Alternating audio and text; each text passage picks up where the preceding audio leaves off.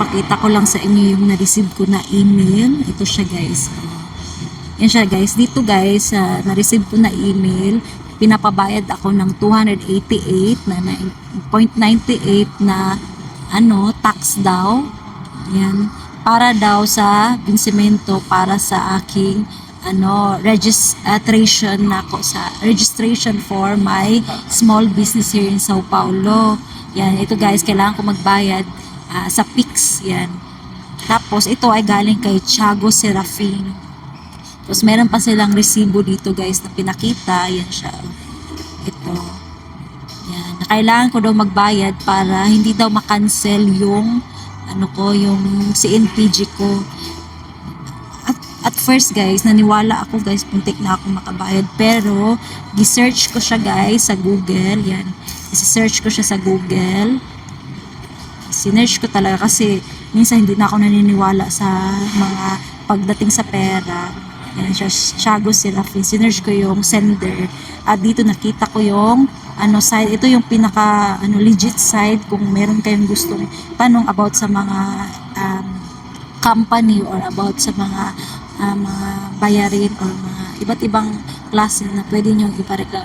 At dito guys, nakita ko guys yung reklamo ng isang sender na katulad sa akin na same yung message na email na pinadala sa kanya. Yan, Thiago Serafin. At dito guys, nag-reply yung MySme. Ito yung yung dito ako nagbabayad ng aking monthly na tax para sa aking business parang business number yan siya. At sinabi dito guys, kung ita-translate natin sa English, yan, wala siyang connection sa tapos ayan, i-check nila yung company or for sending this email. It's worth remembering that contributing or collecting fees for associations or union is not mandatory for me. So, ibig sabihin nun guys is hindi siya totoo. Ibig sabihin scam lang siya guys. And scam lang siya. At dito guys, nakita ko na maraming nagreklamo din.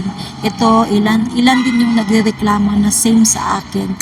And ito din, may reklamo din siya. Yan, katulad lang din ng na-receive kong email. So, may CNPG dyan na may lang, yung for small entrepreneur.